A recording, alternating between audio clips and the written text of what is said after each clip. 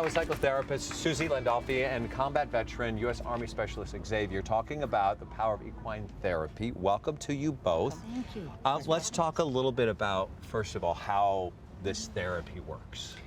Well, it's pretty simple, actually, because it's a therapy about doing differently, not just thinking and feeling differently. It's about connection, not control.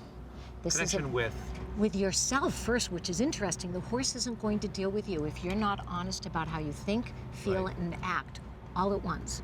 So he can, the horse senses that? Absolutely senses it and knows when you're not honest. So you have to be truthful with yourself. You have to be truthful with yourself, and of course, most of us aren't, because of fear and sadness. We don't want to know the truth about ourselves, and we don't want to give anybody else the truth. Sure.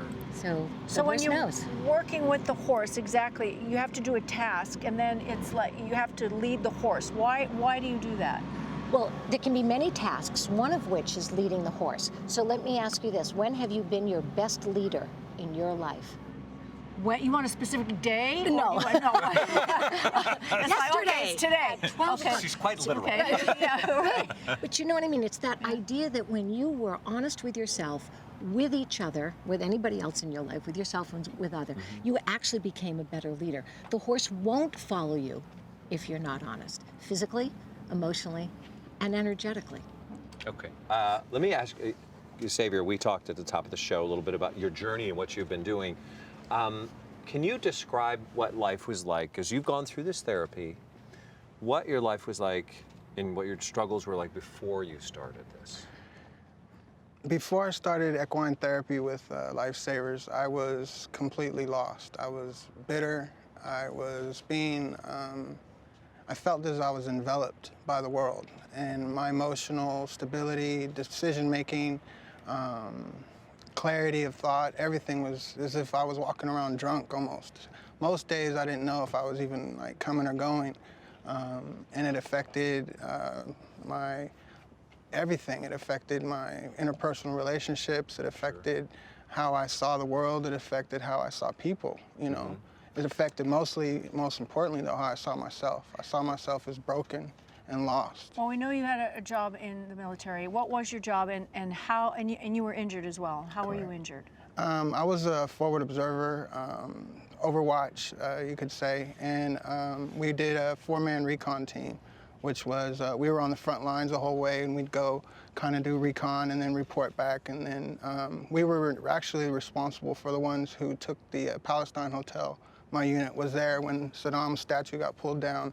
We were the ones that were there securing that, and we're in charge of security for the area.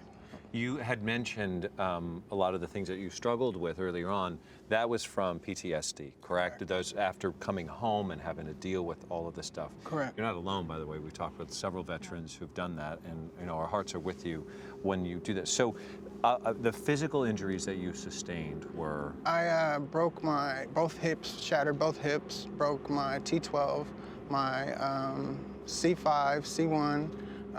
My kneecap was shattered in 3 pieces. My hand was filleted. My bone, all the bones of my arm had to be reconstructed. I have a new hip replacement, hip prosthetic, traumatic brain injury, and not to mention depression, anxiety, hopelessness, no sense of purpose, just, you know, really feeling as if the world had really had become almost an unmanageable place for me to live. Can you explain to how were those injuries sustained over a period of time, or was it one I was actually hurt before I deployed. I got hit the side of an aircraft and before I deployed.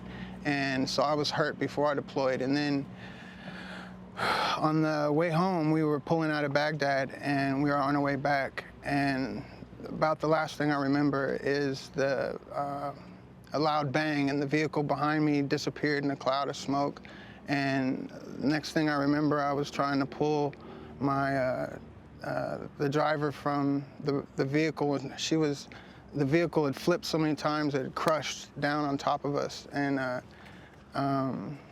she was pinned to the roof of the vehicle, and so I was trying to get her out of there, and there was about 8 of us, that were injured, and that are no longer here because of that incident. So we were there on the side of the road for about 20 hours before another patrol came along, and that was the most, desperate, heart-aching point right there. Is really this sense of complete loss, feeling completely I understand lost. that you were at your lowest point before you started your equine therapy. Correct.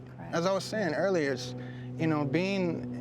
coming back from war, you can't go from a convoy to a carpool, and they have this zombie cocktail that they put us on that consists of 15 to 20-something pills that you take every day, and all that is supposed to, in a futile attempt to try to control your mind and help you with your depression and help you with your anxiety and all this other modalities of therapy that don't work. But I knew day one, the first second that I stepped into the round pen with the horse, that something was different. How did you find out about this? Well, it was interesting how that happened. I actually was feeling, by my own hand or by circumstances, I was not going to be here anymore. And the pain had, was about to overcome me. And, due to circumstances that I had allowed myself to be put in, as well as, just choices that I've made.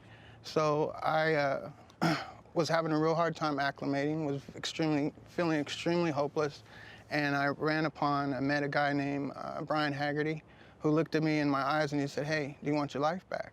And I was like, "Absolutely, what can you do?" So he took me up to this Lifesavers Wild Horse Rescue Ranch, and I met Suzi Landolphi, and I met Jill Starr and some other great people. And they didn't make life easier for me, but they're horse people. And what it started understanding, just opening up, is it was almost as if my emotions were being jump-started. They were being like a defibrillator, emotional defibrillator, so to speak, were to come in and just started opening up all brand new pathways and all new, things in my head where I could start thinking clearly. They started helping me to acclimate back to society better.